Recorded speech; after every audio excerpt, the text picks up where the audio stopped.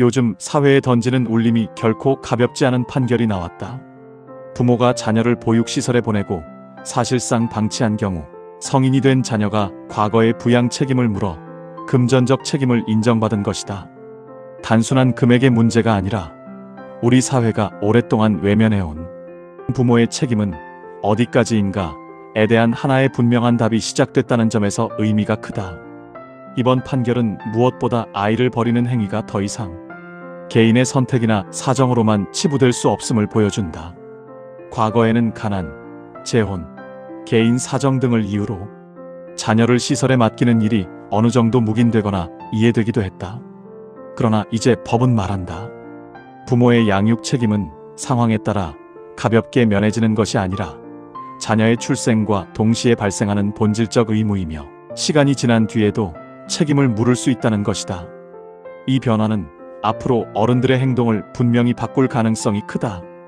단순히 키우기 어렵다는 이유로 아이를 시설에 맡기고 관계를 끊는 선택은 더 이상 가벼운 결정이 될 수 없다. 아이는 기억하지 못할 것이라는 막연한 생각, 시간이 지나면 잊힐 것이라는 기대 역시 통하지 않는다. 오히려 시간이 흐른 뒤 더 분명한 책임으로 돌아올 수 있다는 경고가 된 것이다.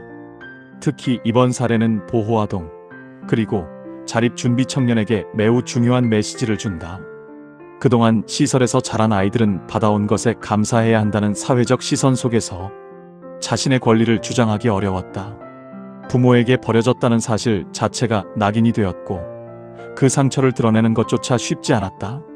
그러나 이번 판결은 분명히 말한다. 보호아동도 권리의 주체이며 부모에게 책임을 요구할 수 있는 존재라는 점을. 이로 인해 앞으로 보호아동 관련 제도에도 변화가 요구될 것이다. 단순히 시설 보호와 자립 지원을 넘어 부모의 책임을 제도적으로 어떻게 확인하고 이행하게 할 것인지에 대한 논의가 필요하다.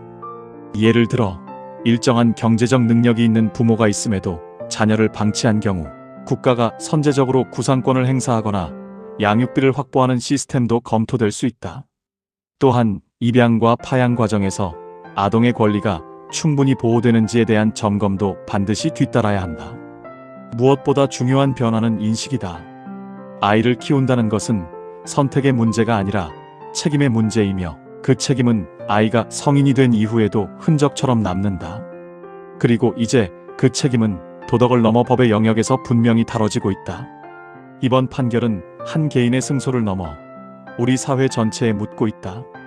우리는 지금까지 보호받지 못한 아이들의 권리를 얼마나 진지하게 바라봤는가? 그리고 앞으로는 그 책임을 어떻게 나눌 것인가? 아이를 버리는 사회에서 아이의 권리를 묻는 사회로 이제 변화는 시작됐다.